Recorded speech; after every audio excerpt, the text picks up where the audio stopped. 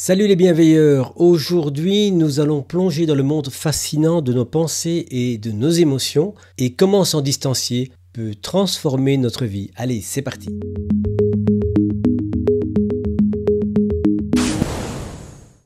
Chaque jour nous sommes submergés par une multitude de pensées et d'émotions.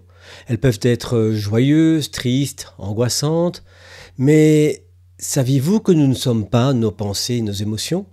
Ben oui, sans doute vous le savez. Mais le faites-vous? Se désidentifier de nos pensées, de nos émotions, c'est prendre conscience que nous ne sommes pas ces pensées, ces émotions.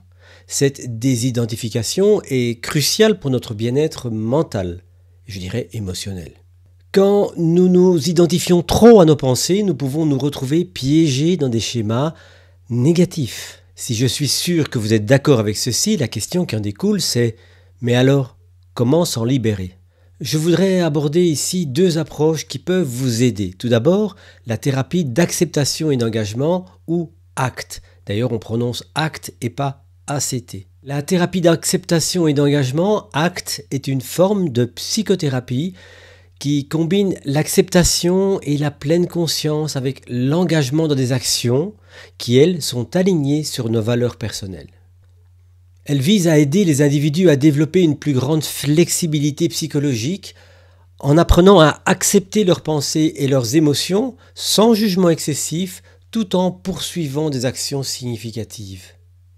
L'acte se concentre sur le changement de notre relation à nos expériences internes difficiles plutôt que sur la modification directe de ces expériences. L'approche ACT nous offre une technique puissante appelée diffusion. La diffusion ou défusionner nous aide à observer nos pensées sans y être attachés. Imaginez vos pensées comme des nuages dans le ciel. Elles sont là, mais vous n'êtes pas ces nuages, vous êtes le ciel. En pratiquant la diffusion, nous apprenons à voir nos pensées pour ce qu'elles sont, de simples produits de notre esprit, pas des faits, pas des réalités et encore moins nous-mêmes. La deuxième approche que je veux évoquer ici, c'est la thérapie narrative. La thérapie narrative est une approche psychothérapeutique qui se concentre sur les histoires personnelles que les individus construisent et qui racontent leur vie. La thérapie narrative vise à aider les personnes à identifier et à redéfinir ces récits, et en particulier ceux qui sont restrictifs ou négatifs. Cela permet de favoriser un changement positif dans nos perceptions de nous-mêmes et dans nos comportements.